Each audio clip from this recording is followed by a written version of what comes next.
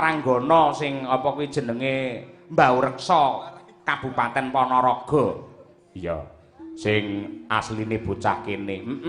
Cah Pulung ya kuwi genduk Umi Hafifah dhisik. Iya. Diaturi jumeneng luwih dhisik. Coba kaya apa? Ya dihormati cublak-cublak suweng nggih jumenenge Umi Hafifah. Dados.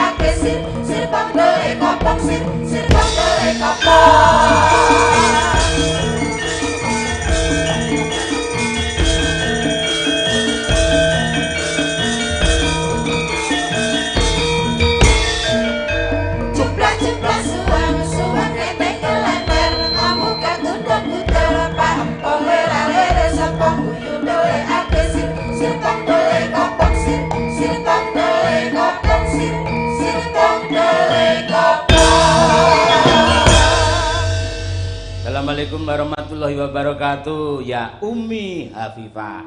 Waalaikumsalam warahmatullahi wabarakatuh, Pak Cahyo. Aduh, saiki malih halus. Iya. Saiki wis terdidik kok. Iya, mbiyen sik liar. Dan bareng ning Solo, kuwi terus kos-kosane cedhak karo kraton, ngerti karo Udonegoro, ngerti karo unggah-ungguh. Mosok. Dhek iki saiki kuliah ning isi Surakarta. Tata kramane jangkep, laku dodok, Nduk. Iya. Nggih. Saka ndi? Saka kos-kosan nanti tekan kampus iki laku dodok terus. Nggih leres, Bapak. Piye, Nduk, sampean mirsani lho, Kyai Ponorogo, kabeh pendukunge sampean. Upamane sampean iki nyalek dadi bupati utawa nyalon dadi DPR. Wis to tak jamin akeh remuke.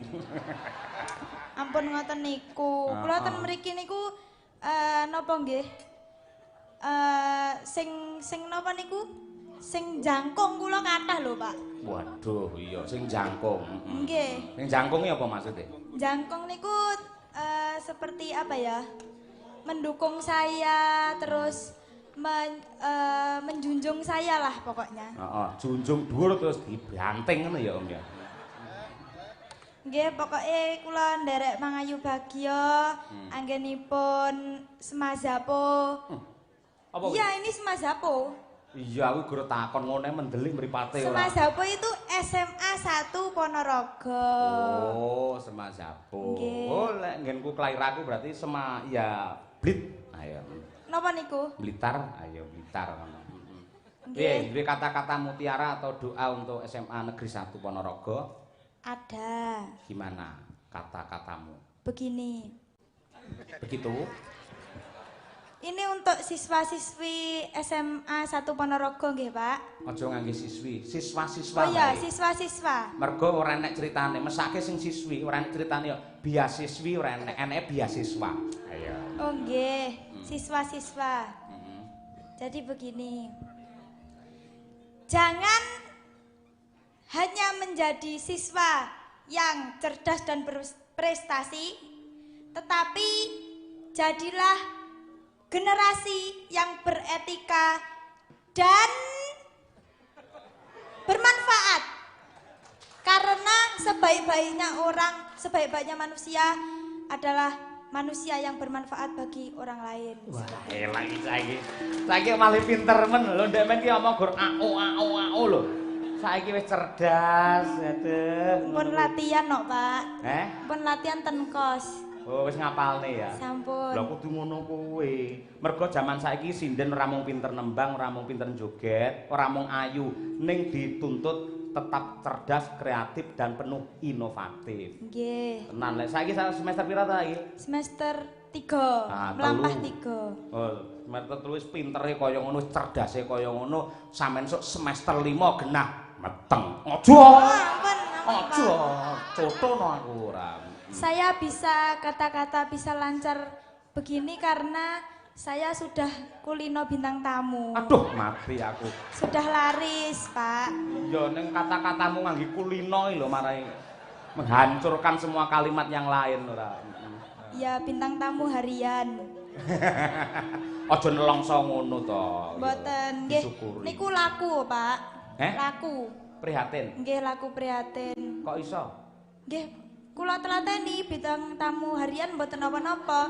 Tapi mengke mugi-mugi benjing kula saged dados bintang tamu kados Mbak Elisa kali Mbak Tatin. Amin, ya rabbal alamin. Pangestunipun nggih Bapak-bapak, Ibu-ibu sedaya. Sampeyan iki ora mung bintang tamu harian, ning ya sinden bulanan sampeyan. Nek ora bulanan, wah cotho wong tuamu nesu engko bakal. Nggih.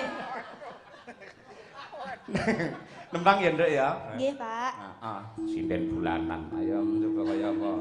Asmarandana wae. Iki engko dibacotne perahu layar mergo iki dipirsani lumantar YouTube karo Bu Kondang. Nggih. Ayo, Asmarandana gegarane. Loh, Nono.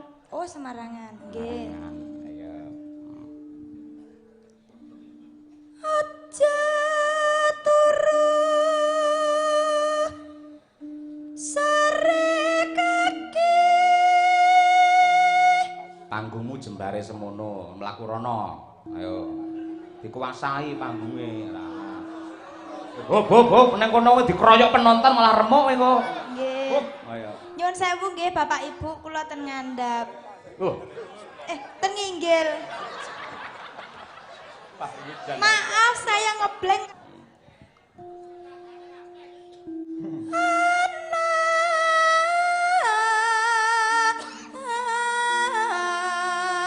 Dewa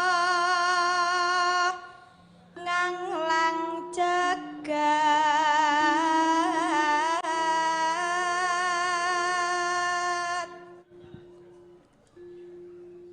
nyangking bekor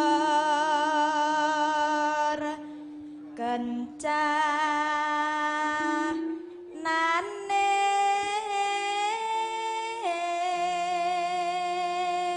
Jangkahmu aja ombo-ombo. Kaya bar sunat ae. Kawedoki sithik-sithik jangkahe. hehehe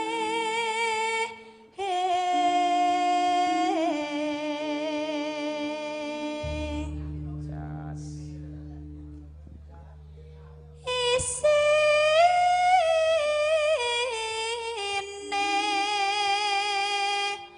donga tetulak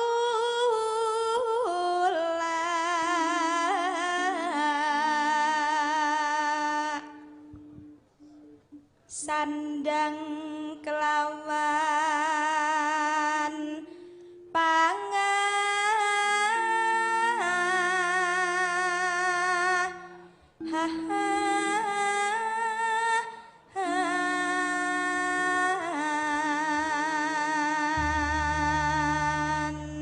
Suarane apik, bocahe ayu, sekolahe ya pinter, mesti ya apa kuwi bijine apik kabeh. Ayo. Nggih. Kose ning ndi? Kose ning wis marangkung. Ngarepan disawang ya kose apik, megah mewah. Ning bareng ning mburi dheke pemehane genter. Ayo. Tak liwati ngono mak bung wah nyuamuke pirang-pirang. Diresiki to, Om. Nggih, Pak, benjing kula resiki. Lah karone tenapa kok diresiki wong benjing kula pindahan? Kok pindahan piye maksudnya? Lah kula benjing kan digusur. Oh iya, ora kok digusur. Pancen kuwi parepe dimbrukne karo Lah Bukesi. nggih, dimbrukne, dibego, Pak. Heeh, dibego sirahmu kuwi dibego ora. Heeh, bar kuwi dibangun neh tingkat iso calone iki dadi kos sing mewah ya semacam hotel berbintang lah ning kono iso. Ngisor iki kamare enek 7, engko dhuwur 8 ning kono enek AC-ne kabeh, wifi, terus spring bed kae, kamar mandi dalam ngono kuwi. Nggih. Sing ngurusi sok aku, terus sing kos nang kono wong wedok sing ayu-ayu tok ngono. Lah kula benjing anu mboten angsal pareng kos ten mriku mboten. Ora entuk awakmu terlalu hitam amare. Yo entuk ya anake dhewe ra. Tetep gratis to, Pak? Gratis. Kowe ora ngerti to tiap tanggapane tak potong 100 asine. Yo. Ya iku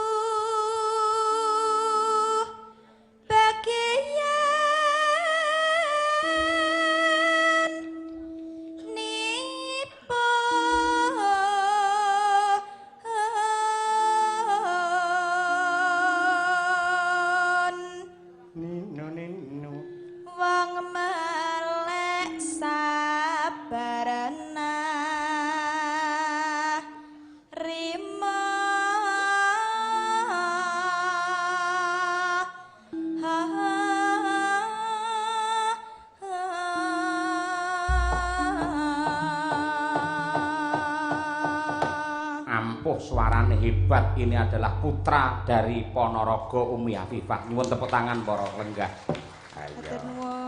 Wis mencorong prabane, wis kondang tekan Tinti. Amin. Wis dadi bintang tamu, wis tekan Kebumen yen ngulon Banyumas, ngalor ya tekan Bluro, ngetan ya tekan Banyuwangi. Ayo, ngidul wis tekan kidul segara kidul. Ayo.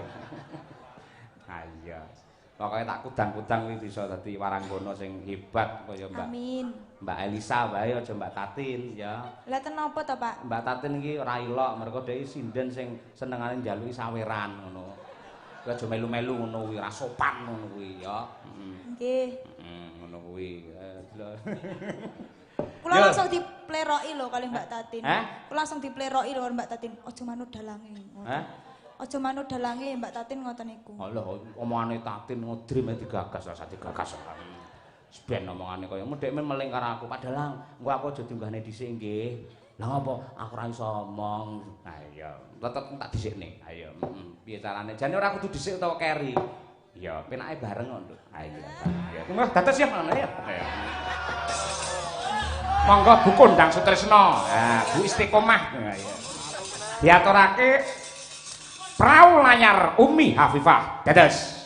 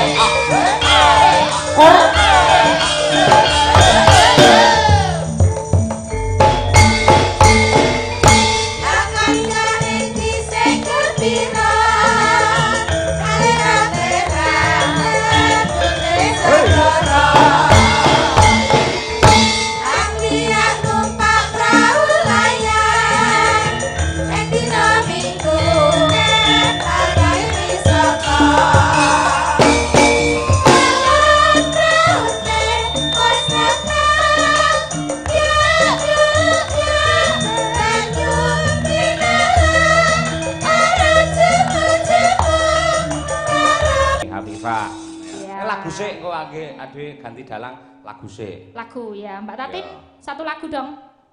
Minangkani apa terserah. Anu mau lho apa jenenge? Napa? Lali janjine. Lali janjine. Oh iya, lali janjine ya. Monggo Mbak Tatin lali janjine kalian Madangkara ndak terus. Hop, sik tambahi nong winong. Ayo nong. Iya, Mbak Winong ditambah Mbak Winong. Padha gendruke iki lho. Ayo. Digawe jaranan ki Mbak Winong. Anyelne iki lho jare padha drime. Oh, Winong udah diet loh Pak, jangan dianggap dream toh. Usaha diet itu susah loh. Sajake kuwi pengen nyemplung dream aja. Lah iya toh. Jangan jahat-jahat. Loh, Mas Ujari nakali. Bambar. Mbak Winong kan pinter le joget jaranan to. Lah iki digawe jaranan ben aku tak njajal nirokke piye le joget. Ya ora no. Winong sing joget jaranan dadi jarane awakmu. Ya ora jaran iki ra katokan ae. Apik kuwi malah. Kacamata nggo sabuk ning ra katokan ae ya. Ya apik. Maaf. Kok teneh aku ra katokan teneh dor. Seneng. Monggo diaturake ya lali janjine. Ya. Ya, Pak. Totoki Mbak Lisa. Dalam.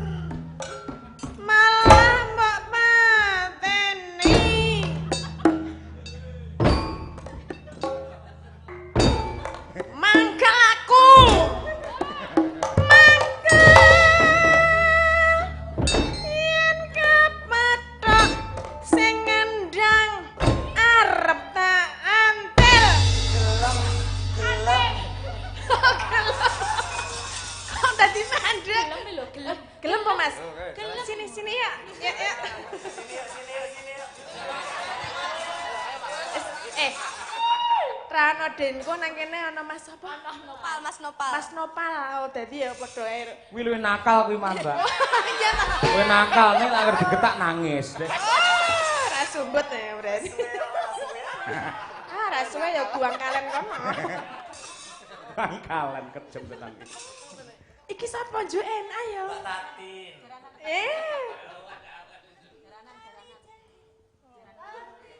Lali janjine kandhane alesane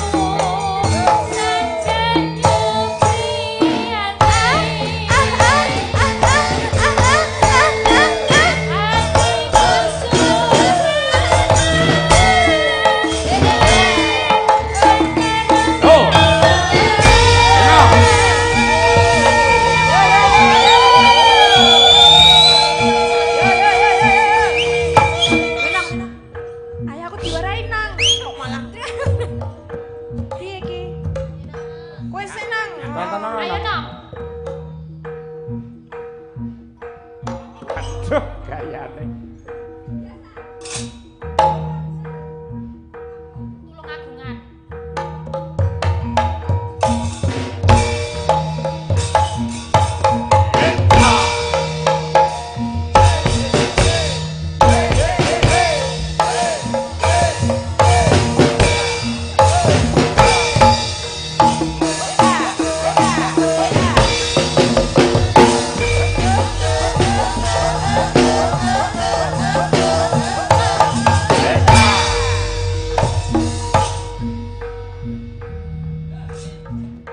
Wis ah. Ayo Tin. Gak kowe tak. Angel e. Ayo Tin, ayo Tin.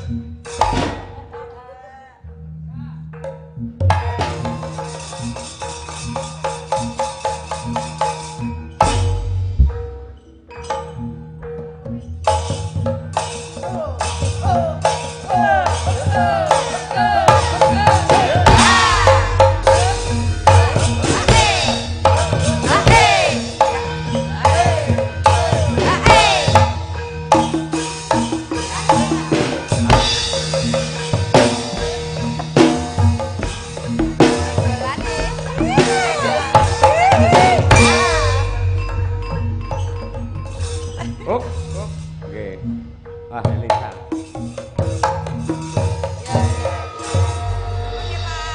Apik, Jos. Winong